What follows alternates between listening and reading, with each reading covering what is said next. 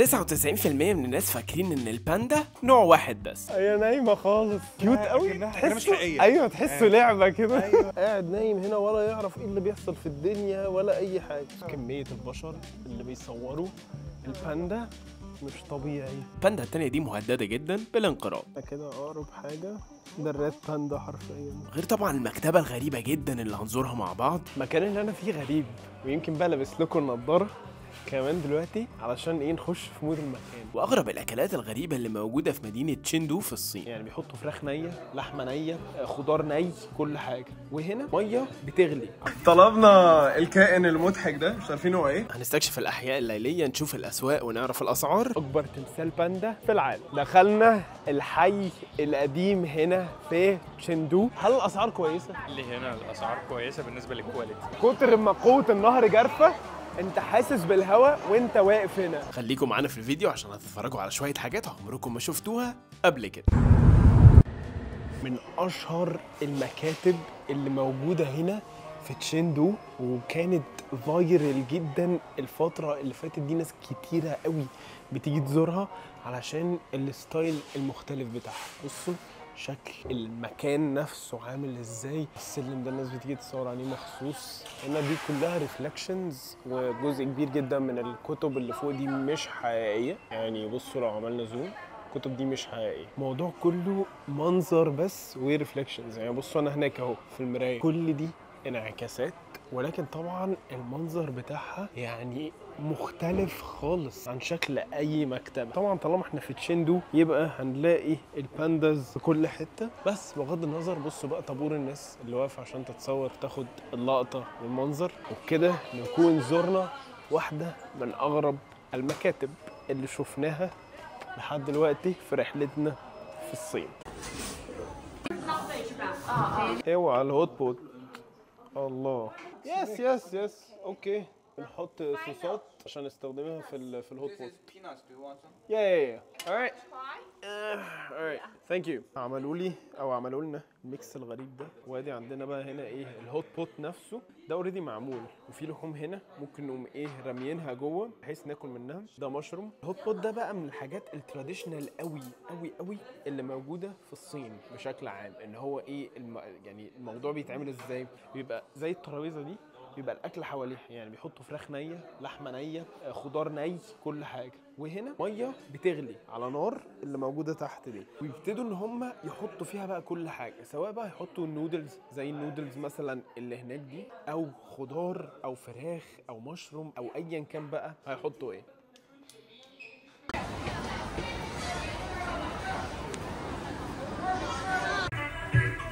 رحنا كافيه الباندا في تشيندو وما طلبناش باندا. طلبنا الكائن المضحك ده، مش عارفين هو ايه. جبنا 4 منه، الشباب قاعدين بيجربوا. شكله حلو قوي الصراحه. في بوكي باندا هناك تحت. هنا بقى كل حاجه باندا. الست بتعمل بقى ايه حاجه هنا مشروبات، وده اللي احنا طلبناه تقريبا في منه بالافوكادو. وبتاخدوا بقى ايه، ممكن تيجوا هنا تحطوا الباندا دي فوق المشروب نفسه. بس ده تحديدا مش هينفع علشان في ايس كريم فوق. نشرب ونشوف الطعم عامل ازاي. هو زبادي بالتوت البري، طعمه لذيذ. بس انا مش بحب الزبادي قوي الصراحه. لو بتحبوا الزبادي هيعجبكم جدا، بس مش حتتي قوي يعني. وصلنا بقى المكان الناس بتيجي تتصور عنده مخصوص، وهو طبعا في بلد الباندا. وقدامنا يا جماعه اكبر ستاتيو باندا في العالم كله. بغض النظر عن ان ده تمثال اكبر باندا في العالم، ولكن انا اظن برضو ان كده كده اكبر باندايه موجوده في العالم هي موجوده هنا في الصين. مش متاكد الصراحه لو موجوده في تشاندو، بس ادينا عند اكبر تمثال باندا في العالم. بس عشان يبقى عندكم شويه تخيل للحجم، ده حجمي اهو وهي ورايا. يعني شايفين فرق الاحجام؟ فرق رهيب. ما عنديش فكره هي ماسكه ايه فوق، بس معظم دي ماسكه سيلفي ستيك تقريبا. بس معظم الناس بتحاول تتصور زيها من حتت مختلفه حوالين المكان نفسه.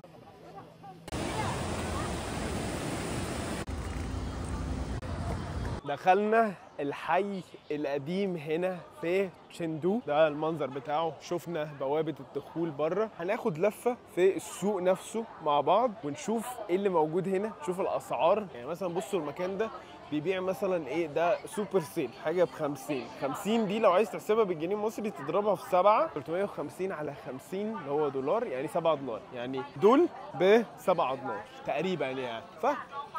اسعار مختلفه، في منها الكويس ومنها الحلو، بس 7 دولار يعتبر يعني سعر بسيط جدا لايتم زي اللي شفناها دي. وادي ده بكام اهو؟ ده ب 60 سويت بانز. 60 في 7 بكام؟ اهو بيحسب على الآلة الحاسبة عشان احنا ايه 420 يعني على 50 تتكلم مثلا تقريبا في 8 دولار وشويه. هل الاسعار كويسه؟ سألته قال لي هنا الأسعار كويسة بالنسبة للكواليتي. قال لي في أماكن أسعارها أرخص بس الكواليتي مش تبقى اوكي. وده اللي احنا لاحظناه عامه في الايتم اللي هي اللي ب 50 اللي هنا اللي احنا لسه شايفينها من شويه. اخر الممشى بتاع المدينه القديمه او الحي القديم. شوفوا بقى البوابه بتاعت كانها بوابه معبد او بوابه قديمه من العصور القديمه بقى بتاعت الصين. شكل مميز جدا بتاع المعابد، يعني بصوا هتلاقوا فيه واحد هنا والتاني هناك قدامنا اهو. المنظر بتاعه خطير. هنا بقى تقدروا تطلعوا وتبصوا على المكان اللي بعده، ومش هقول لكم خلينا نروح نبص على طول. ضمن الحاجات المشهوره قوي برضو في تشيندو مكان اسمه بلو تيرز. وهو بقى ايه المنظر اللي قدامكم ده؟ النهر الجارف السريع جدا ده حطوا له زي ايه ليد لايتس باللون الازرق على يمين وشمال النهر، وبقى كل الناس تيجي تتصور عنده. بصوا يا جماعه كميه البشر اللي جايه تتصور عند النهر ده، مجرد بس ان هم حطوا انوار والشكل بتاعه بقى خطير كده مع المباني اللي جنبه، فالناس بقت بتيجي تتصور هنا مخصوص او تيجي تتفرج على جمال المنظر. الهواء تحفه، منظر خطير، كتر ما قوه النهر جارفه انت حاسس بالهواء وانت واقف هنا بجد حرفيا. وطبعا المنظر يعني زي ما انتم شايفين يا جماعه منظر تحفه.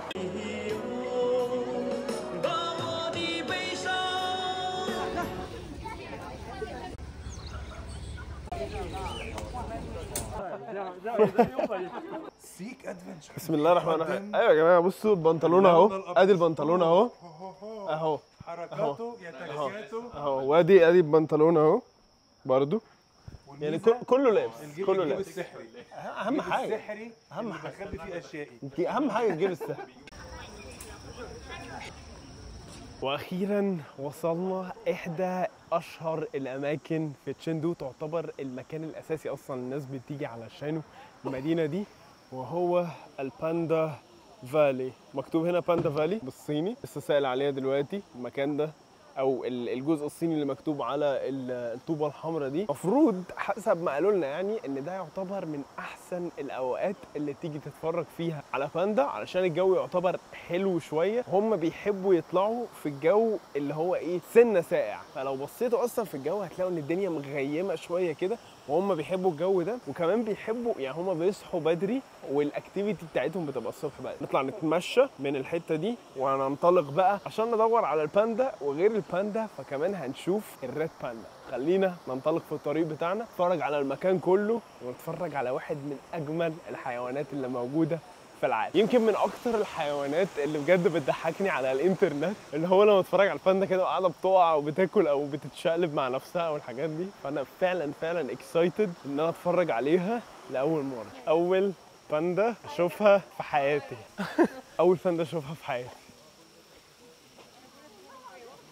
اوف بجد تحسوها لعبه والله العظيم، مش مصدق. ما شاء الله جميله قوي. بص كل الناس واقفه تتصور مع الباندا، واقفه بتتفرج عليها بتتصور معاها. ما شاء الله جميله جدا. بصوا يا جماعه ما بتعملش اي حاجه في يومها حرفيا غير ان هي تاكل وتنام وتقعد تبقى كيوت زي ما انتم شايفين كده.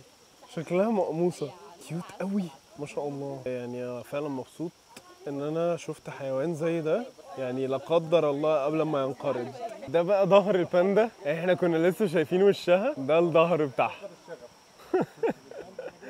هي نايمه خالص يا حبيبتي. احساسك ايه بعد ما شفت باندا لاول مره؟ بصراحه على الواقع شكلها خطير. كيوت قوي، كأنها مش حقيقيه. ايوه تحسه لعبه كده. ايوه. ادي باندايه ثانيه لقيناها، بس هي قاعده حزينه بظهرها، مش راضيه تدينا وشها خالص، قاعده بصوا وسط الغابات. ان شاء الله نلاقي باندا في وضعيه احسن من كده ان شاء الله.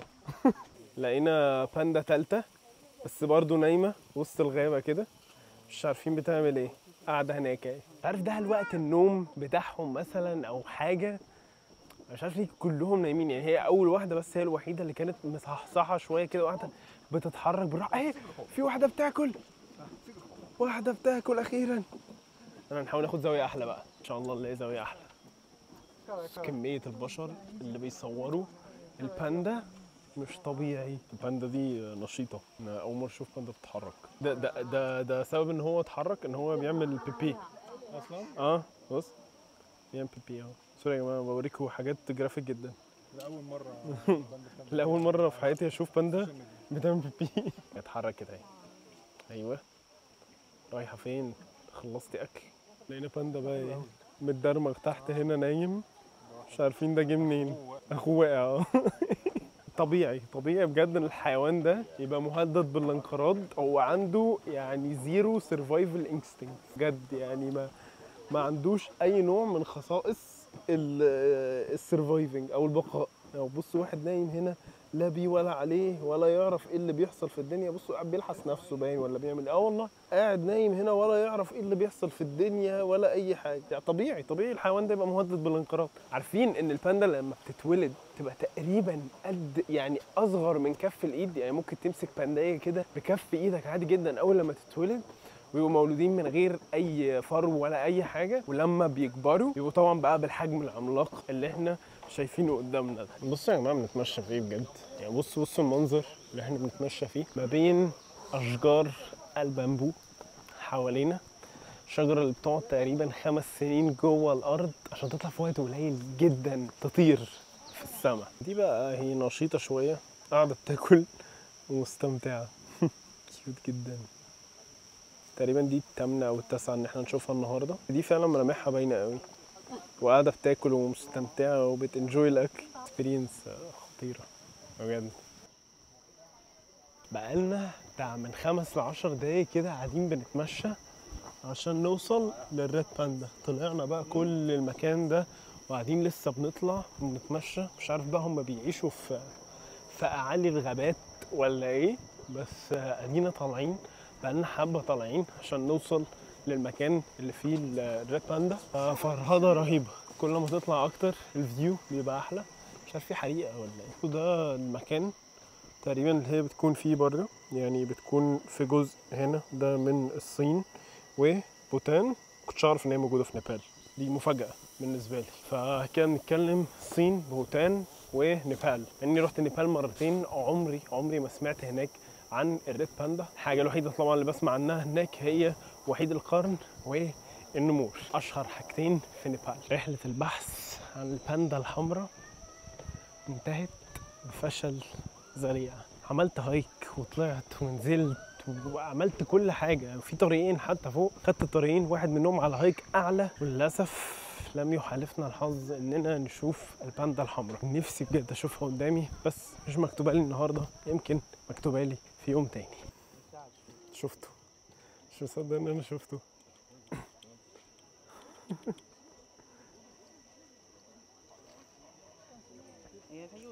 بس صغير ازاي.